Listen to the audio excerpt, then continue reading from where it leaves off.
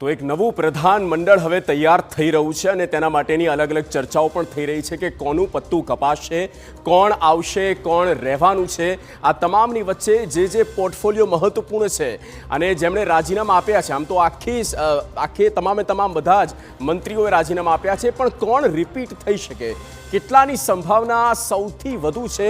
તેની પર આ વોલ ગ્રાફિક્સ થ્રુ કેટલીક વિગતો જે છે તે આપણે સમજી લઈએ। કોણ થશે રિપીટ? જુઓ, હેડર આપવામાં આવ્યું છે કે રિપીટ કોણ થઈ શકે તેની પૂરેપૂરી શક્યતા હોય, સંભાવના લાગી રહી છે। તો ઋષિકેશ પટેલ છે, જેઓ આરોગ્ય પ્રધાન તરીકે જવાબદારી નિભાવી રહ્યા હતા અને સરકારના પ્રવક્તા તરીકે તેમણે ઘણું મીડિયા બાઇટ પણ આપી છે અને રૂલિંગમાં તેઓ જોવા મળ્યા છે।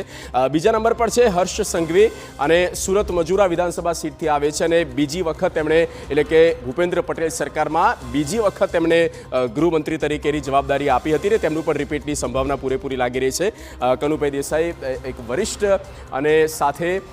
કનુભાઈ દેસાઈ કે જે નાણાંનું ખાતું નિભાવી રહ્યા હતા અને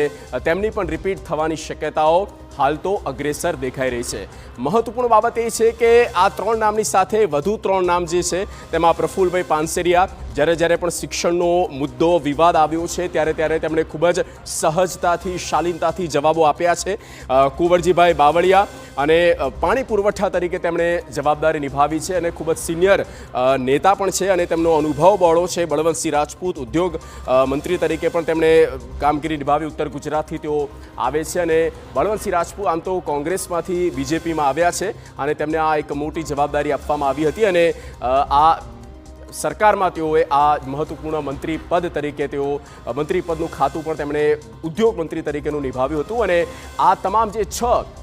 મોટા દિગ્ગજો છે તેમની રિપીટ થવાની પૂરેપૂરી શક્યતા હાલ તો લાગી રહી છે અને જો ને તોની વચ્ચે છે અને આજની રાત એક મહત્વપૂર્ણ બની રહેવાની છે કે કોણ રહેશે, કોણ જશે, લગભગ ચિત્ર સ્પષ્ટ થઈ જશે।